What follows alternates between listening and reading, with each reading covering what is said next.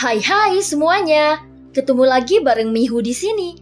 Oh iya, kali ini Mihu akan membawakan alur cerita dari film Donghua yang berjudul Battle Through the Heaven. Mihu mengingatkan sekali lagi ya bahwa konten ini full spoiler. Mari siapkan cemilannya dan mari kita mulai alur cerita. Melanjutkan dari kisah sebelumnya.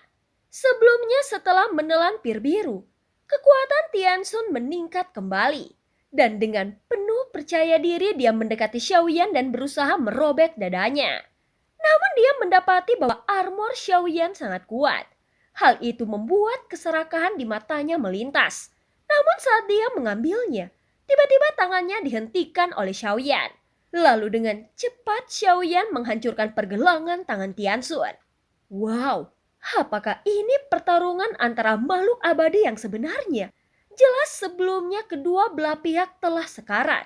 Tetapi dalam sekejap mata, mereka sepertinya telah pulih kembali. Jika pertarungan seperti ini terus berlanjut, maka pemenang belum dapat ditentukan. Dan ini benar-benar luar biasa. Aku tidak menyangka akan melihat pertarungan sengit hari ini. Ucap orang-orang yang menyaksikan pertarungan Xiaoyan dan Tianxun. Pertarungan dalam level ini mungkin jarang terjadi dalam ribuan tahun. Tetapi tentu saja tidak semua orang menikmatinya. Dan beberapa yang datang hanya bertujuan untuk dapat menangkan taruhan dan bukan untuk menyaksikan pertarungan itu sepenuhnya. Namun tampak mata banyak orang yang panas seolah-olah mereka benar-benar mendapatkan sesuatu dari pertarungan antara keduanya. Tanda bintang di antara alis orang ini agak familiar. Ucap Yuyan yang matanya lebih terfokus pada Xiaoyan.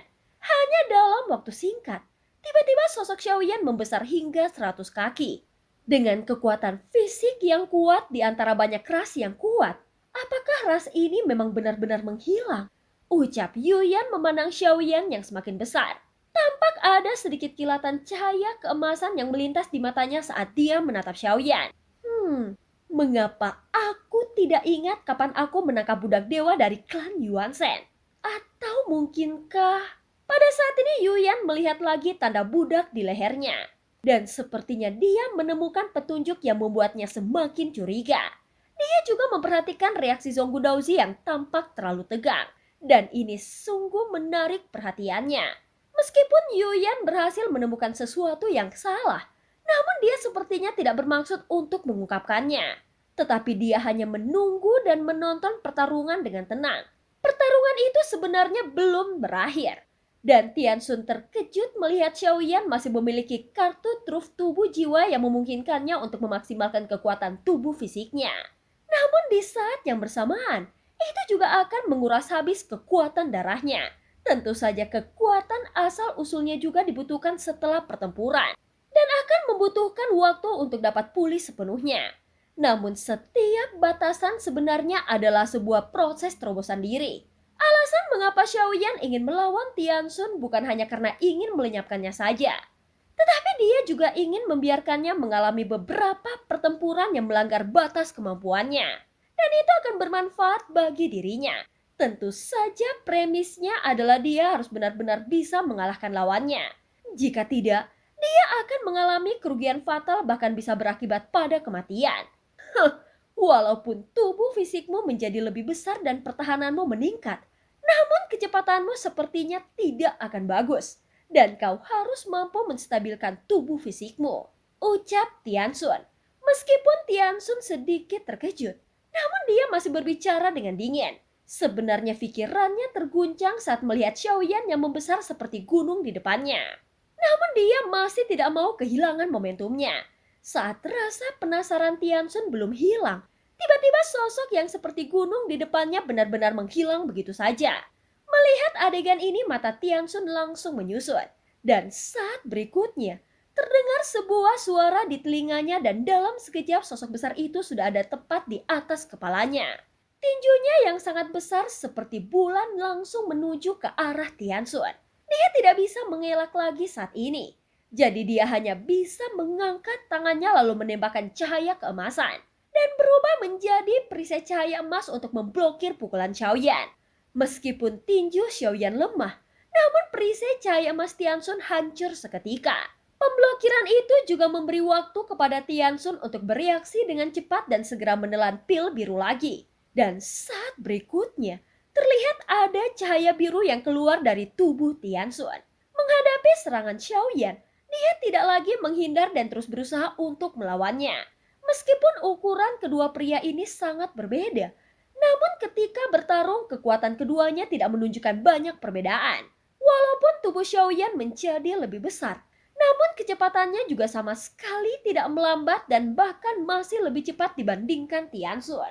Kekuatan jantung guntur ekstrim telah memberi Xiaoyan kemampuan kecepatan yang ekstrim, sehingga memungkinkan Xiaoyan mengabaikan pengurangan kecepatan karena ukuran tubuhnya yang besar. Namun yang mengejutkan Xiaoyan adalah setelah Tianxuan menelan pil biru, kekuatannya juga kembali meroket. Faktanya sebelumnya kekuatan keabadian Tianxuan juga telah habis, sehingga dia harus menelan pil biru itu lagi agar dia memiliki kekuatan untuk menghadapi Xiaoyan yang sangat tangguh. Keduanya telah memasuki tahap pertarungan terakhir yang sangat menegangkan. Pada saat ini Tianxuan mengandalkan kekuatan pil biru yang misterius, sementara Xiaoyan mengandalkan tubuh keabadian dan darahnya. Mereka terus bertarung dan saling bertukar pukulan. Dan pada akhirnya yang bisa bertahanlah yang akan menjadi pemenangnya. Hahaha. Sepertinya kau hanya bisa datang dan tidak bisa pergi, ucap Tianxuan menatap Xiaoyan dengan dingin.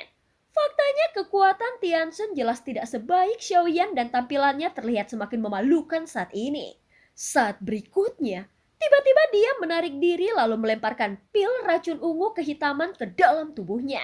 Ketika Xiaoyan bergegas mengejarnya, ada kabut tebal ungu hitam yang beracun tiba-tiba meledak dari tubuh Tianxuan dan segera menyebar. Seketika Xiaoyan segera merasakan ada yang tidak beres. Lalu dia dengan cepat melangkah mundur. Saat ini Xiaoyan telah menggunakan banyak metode karena perbedaan kekuatan keabadian antara kedua belah pihak terlalu besar. Sehingga dia harus menggunakan metode yang dapat menyakiti pihak lain sebanyak mungkin. Jika dia ingin mengalahkan lawan seperti Tianxuan yang perbedaan level kekuatannya terlalu besar, maka itu tidak cukup hanya dengan mengandalkan metode yang sederhana. Dan bahkan jika dia dapat mengalahkannya, Xiaoyan juga harus menghancurkan armor bagian dalamnya yang kuat. Dan jika Xiaoyan tidak menghancurkannya, mungkin belati Xiaoyan tidak akan dapat menembusnya dan akan sangat buruk jika kartu truf yang sebenarnya ini terungkap terlalu cepat. Kemenangan dalam pertarungan ini tidak akan bergantung pada belati ini, tetapi itu bergantung pada Xiaoyan sendiri. Belati ini hanyalah senjata terakhir yang digunakan untuk melenyapkan Tianxuan sepenuhnya. Namun dalam situasi saat ini, nyala jantung api dan jantung guntur di tubuh Xiaoyan masih meredup. Itu disebabkan oleh konsumsi di domain Dewa Abadi yang terlalu besar. Jika saat ini tubuh Xiaoyan terkena racun, maka itu akan sangat merugikannya. Apalagi dalam konfrontasi ini Xiaoyan masih menggunakan keterampilan tubuh jiwa dan masih mengumpulkan kekuatan sumber dunianya. Jika ini terus berlanjut, maka kekuatan terakhirnya akan segera terkuras habis dan dia akan mati. Di kejauhan, tampak tubuh Tianxuan juga diselimuti kabut tebal berwarna ungu kehitaman yang beracun. Dan segera dia menuju ke arah Xiaoyan untuk memaksimalkan racunnya. Tianxuan bahkan menelan kulitnya hingga terluka. Namun dia sepertinya siap melakukan apapun. Bahkan jika tubuhnya hancur total hari ini asalkan dia dapat membunuh Xiaoyan di sini. Sisa ruangan di dalam arena ini tidak besar, sehingga racunnya menyebar dengan sangat cepat. Ada tatapan kejam di mata Xiaoyan saat melihat Tianxuan. Jika pertarungan ini tidak bisa diselesaikannya dengan cepat, maka secara alami Xiaoyan akan berada dalam bahaya. Dan sepertinya saat ini dia hanya bisa mengambil resiko. Segera Xiaoyan menggertakkan giginya dan energi serta darah di tubuhnya langsung meledak. Secara alami ukuran tubuh 100 kaki bukanlah batas dari tubuh jiwanya. Pada saat ini Xiaoyan sudah siap untuk membayar berapapun biayanya. Dan dia mulai meningkatkan ukuran tubuhnya lagi. Dalam hitungan detik tubuh Xiaoyan membesar hingga ratusan bahkan ribuan kaki. Dan itu terlihat bagaikan gunung besar yang menutupi langit dan matahari, bahkan tubuhnya hampir mencapai batas perisai perlindungan emas. Dan itu terlihat bagaikan gunung besar yang menutupi langit dan matahari. Bahkan tubuhnya hampir mencapai batas perisai pelindung emas. Namun sosok Xiaoyan tidak mengalami stagnasi dan terus membesar. Semakin besar tubuhnya maka semakin kuat kekuatannya. sehingga dia dapat melepaskan sepenuhnya kekuatan tubuh jiwa ini. Aku ingin tahu, apakah 7 langkah dewa pembunuh ini bisa digunakan untuk membunuhmu? Ucap Xiaoyan berkata dengan dingin. Saat ini tubuhnya telah berubah menjadi ribuan kaki dan menutupi hampir setengah dari aula budak dewa Asura. Namun ini bukanlah batas dari Xiaoyan, melainkan batas dari perisai pelindung emas aula budak dewa Asura. Saat berikutnya kaki Xiaoyan yang seperti gunung tiba-tiba melangkah keluar. Terlihat bayangan kaki langkah berturut-turut disertai dengan suara gemuruh. Dan energi serta darah Xiaoyan tiba-tiba melonjak dan itu sepertinya sudah menjadi batasnya. Sial, kenapa dia bisa menunjukkan kemampuan bertarung seperti itu? Ucap Tiansun sangat gugup melihat adegan ini. Bagaimanapun dia cukup familiar dengan keterampilan bertarung ini. Pada saat ini, kekuatan 7 langkah dewa pembunuh yang ditampilkan oleh Xiaoyan telah mencapai tingkat kuno. Bahkan jauh lebih kuat daripada tingkat kuno biasa. Segera 3 langkah kaki jatuh dengan keras. Dan seketika seluruh aula budak dewa Asura bergetar dengan sangat hebat. Meskipun pertarungan di antara keduanya sangat dahsyat, namun itu tidak meruntuhkan aula budak dewa Asura sama sekali. Alasan mengapa stabilisasi dapat dilakukan adalah karena Yuyan selalu mengambil tindakan dari waktu ke waktu untuk memperkuat pertahanan perisai pelindung emas. Aku pernah membaca dari beberapa buku kuno bahwa klan Yuanzhen ini ahli dalam teknik tubuh jiwa. Dengan kekuatan fisiknya, mereka dapat menghancurkan dunia dan bintang hanya dengan satu pukulan. Sekarang tampaknya mata indah Yuyan melihat tubuh raksasa Xiaoyan penuh dengan keterkejutan. Dia merasa ini bukan hanya pembesaran tubuh tetapi juga memancarkan energi dan darah yang sangat kuat. Serta siluet kaki yang tidak ada bandingannya. Pada saat ini tampak tubuh Tiansun yang terselubung di bawah kaki raksasa Xiaoyan dan tubuh Tiansun tiba-tiba meledak dengan cahaya biru. Meskipun tubuhnya dipenuhi dengan racun saat ini, namun dia tidak bisa mendekati Xiaoyan dan tubuh Tiansun sama sekali hampir tidak terlihat di bawah bayangan kaki raksasa Xiaoyan. Sial, bagaimana dia bisa tetap sekuat ini? Ucap Tiansun berkata dengan dingin lalu menggertakkan giginya. Pada saat ini dia sedang menampilkan keterampilan bertarung 1000 Buddha dan segel iblis di tangannya.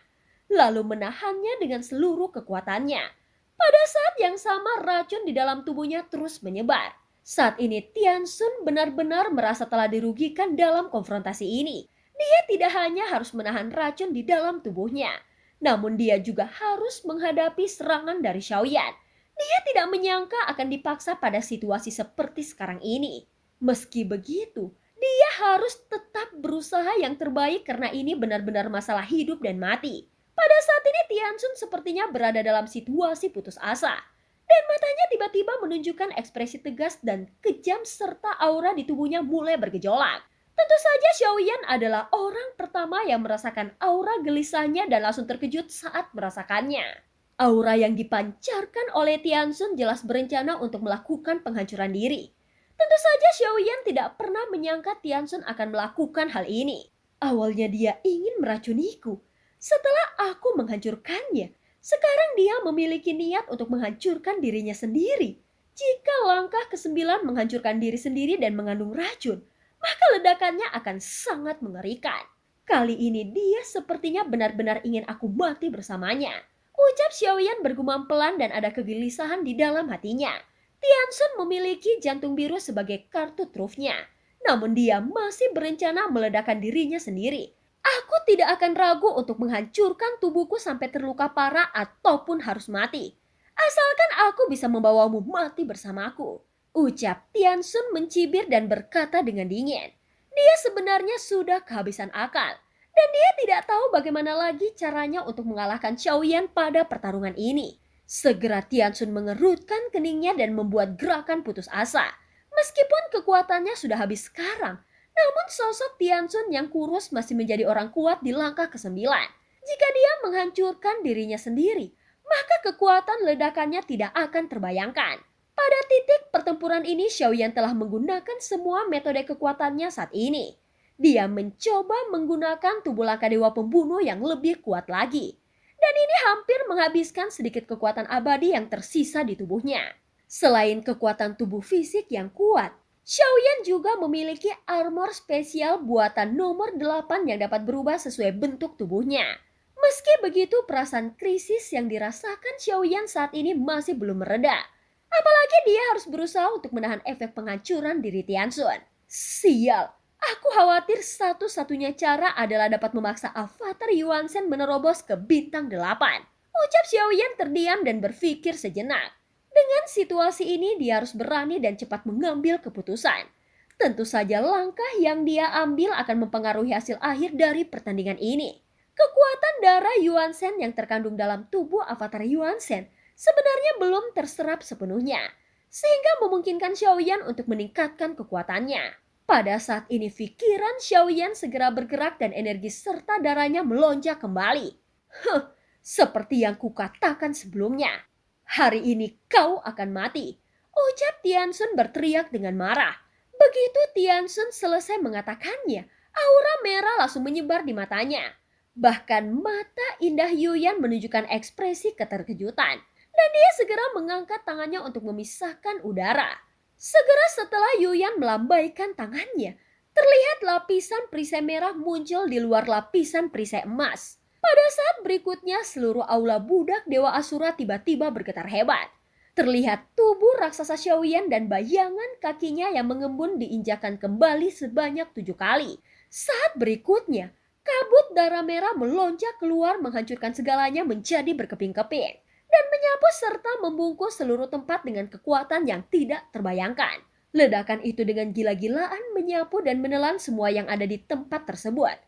Perlindungan emas bahkan runtuh seketika oleh dampak peledakan diri langkah ke-9 ini. Namun untungnya, Yuyan sekali lagi mengerahkan kekuatannya dan memperkuat perlindungannya.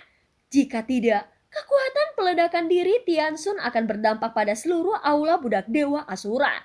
Sebelum semua orang di kursi penonton bisa bereaksi, tiba-tiba kabut darah menelan segalanya. Termasuk sosok besar Xiaoyan dan tidak ada yang bisa melihat dengan jelas apa yang sedang terjadi. Pada saat ini sosok Jincang berdiri dengan ganas dan tampak sangat gelisah. Namun saat sebuah tablet batu giok tiba-tiba muncul di tangannya. Pada saat ini sosok Jincang berdiri dengan ganas dan tampak sangat gelisah. Dan seketika sebuah tablet batu giok tiba-tiba muncul di tangannya. Ini adalah batu giok kehidupan yang terhubung dengan segel budak dewa. Itu juga merupakan alat yang digunakan untuk mengendalikan segel budak Dewa Tianxun. Jincang sangat terkejut ketika melihat tablet batu giok kehidupan yang ada di tangannya itu tiba-tiba hancur. Sial, ini adalah teknik penghancuran diri. Ucap Jincang tidak bisa menahannya. Dan tiba-tiba suaranya menyebar ke sekeliling. Untuk sesaat, semua orang tertegun mendengarnya. Dan mengarahkan pandangannya ke tempat Jincang berada dengan cara yang tidak terbayangkan. Setelah berita itu menyebar, ada banyak keterkejutan di mata para penonton. Mereka tidak menyangka langkah ke-9 keabadian Kaisar sampai menghancurkan dirinya sendiri saat menghadapi langkah ke-5. Dan secara alami tindakannya akan mempertaruhkan nyawanya. Dalam pertandingan ini, tidak ada yang bisa mempercayai penghinaan dalam pertandingan. Biasanya pertandingan seperti ini paling banyak akan berakhir dengan menang atau kalah. Faktanya, tidak banyak budak dewa yang kuat sehingga alam dewa iblis abadi tidak menginginkan mereka mati di dalam arena aula budak dewa Asura. Oleh karena itu dalam keadaan normal, mereka tidak akan mati pada pertandingan seperti ini. Dan para budak dewa sendiri kemungkinan besar akan memilih untuk mengaku kalah dan mereka tidak akan pernah berada dalam situasi hidup atau mati. Terlebih lagi ini adalah langkah ke-9. Meski masih berada pada keabadian Kaisar, namun langkah ke-9 juga merupakan eksistensi terkuat yang paling dekat dengan keabadian para dewa. Makhluk seperti itu akan memiliki tempat yang tinggi di alam dewa iblis abadi. Dan itu juga merupakan budak dewa tertinggi milik Jincang. Pada saat ini mata Jincang memerah dan dia tidak pernah berpikir bahwa dia akan berdiri di dalam situasi seperti ini. Penghancuran diri seperti itu mungkin akan membunuh kedua belah pihak atau salah satunya. Meskipun salah satunya bisa bertahan, mungkin lukanya juga akan sangat parah. Jika demikian, maka pertarungan ini akan dianggap seri dan taruhanku akan dikembalikan. Tidak ada seorang pun di kursi penonton yang memperdulikan hidup atau mati kedua belah pihak. Bahkan mereka berharap kedua belah pihak akan mati. Sehingga hal ini tidak akan ada yang kehilangan apapun. Dan ini adalah sifat alamiah manusia. Siapapun yang mati bukanlah urusan mereka. Karena yang mereka pikirkan hanyalah poin kontribusi miliknya. Tiansun sialan. Mengapa dia membuat keputusan seperti itu tanpa seizinku? Ucap Jincang menghentakkan kakinya dengan keras. Dan momentum yang dahsyat langsung menyebar lalu menerbangkan banyak sosok di sekitarnya. Saat ini dia dalam suasana perasaan yang kacau. Tentu saja dia tidak bisa membayangkan hal ini akan terjadi. Dan budak dewanya yang berada di langkah ke-9 harus kalah dari langkah ke-5. Memikirkan hal itu membuatnya menjadi semakin marah. Aku sengaja menggunakan tantangan ini untuk mendapatkan budak dewa di tangan Zonggu. Tetapi mengapa harus seperti ini? Ucap Jincang berkata dengan kesal. Dia tidak pernah menyangka bahwa budak dewa Zonggu begitu kuat. Sehingga dia kehilangan salah satu budak dewa andalannya. Pada saat ini Jincang menatap ke arah Zonggu dengan tatapan tajam. Tetapi ketika dia melihat ke arah Zonggu, tiba-tiba ada tatapan lain yang menatapnya. Segera kemarahan pada wajah Jincang tiba-tiba menghilang dan bahkan jika kemarahan di hatinya masih membara, saat ini dia hanya bisa menekannya. Dia melihat Yuyan duduk di sebelah Zonggu yang membuat matanya tiba-tiba menjadi sangat rumit. Sial, mungkinkah orang yang ada di belakang Zonggu akan bertindak sebodoh ini? Ucap Jincang diam-diam berpikir dan merasa ada sesuatu yang salah. Dia sangat terkejut mengapa Yuyan tidak duduk di lantai pertama. Namun sebaliknya dia duduk di samping Zonggu yang berada di lantai ketiga. Dari sudut pandang Jincang, sudah jelas bahwa Zonggu telah berkomplot dengan Yuyan untuk melawannya. Sehingga tidak heran jika budak dewanya bisa begitu kuat. Jincang merasa dia telah dijebak oleh Zonggu. Pada saat ini Yuyan mengalihkan pandangannya lalu menatap ke dalam arena lagi. Tampak matanya seterang obor seolah-olah dia bisa melihat menembus kabut darah. Lalu dia mengangkat sudut mulutnya sedikit dan berkata perlahan.